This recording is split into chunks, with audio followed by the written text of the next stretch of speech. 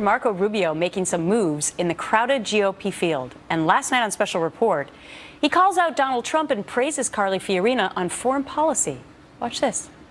I wish all of our candidates would speak more seriously about national security. Some have done better than others. Look, Carly Fiorina is not in government. She knows more about it than he does. So if you took the time, you could learn more about it. But ultimately, the most important thing that we need from our next president is to be someone who understands the threats we face and has real solutions to those problems. So far, he hasn't met that threshold in my mind.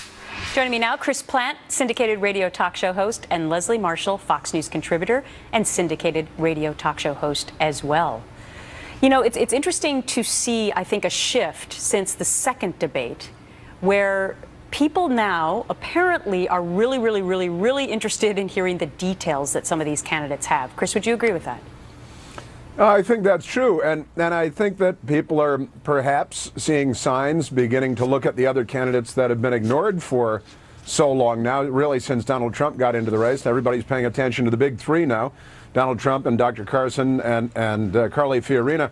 Everybody else has kind of been on the bench, and I think Marco Rubio is getting back into the game. Look, last night on Special Report with Brett Baer, Marco Rubio was brilliant. He was really on his game. I played a lot of his audio from the interview on my radio show this morning, and it looks like he's stepping up. He's trying to get some notice, and I think he is. It's interesting because many people thought, Leslie, that he performed great after the first debate as well, and it really did nothing in the polls to help him. Now this second performance that many people again said was good seems to be working, but really Marco Rubio to a certain extent would be one of the biggest threats to Hillary Clinton, would he not?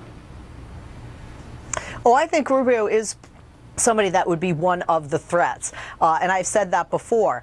He's youthful, he is Hispanic, and he's moderate on some issues. I mean, this is a guy that wants to have immigration reform, wants a bipartisan plan, wants a pathway to citizenship. I think this is a man that speaks more of inclusion, and honestly, I think that he echoes the voices of Republicans that I hear and that I know in my personal and professional life. I think what we've seen here, Gretchen, is a slow but sure rise in political maturation. I think we've seen the boy become a man in a sense, and I think it's refreshing that the reality show might be over, and I think that voters are getting real about reality, and they don't want just the fanfare and entertainment that they had with Trump. Well, I'm glad that you used the word getting real here because it is the real story. So, Chris, let me ask you this. The next debate is not till the end of next month. So how do these candidates continue to make moves, and make waves?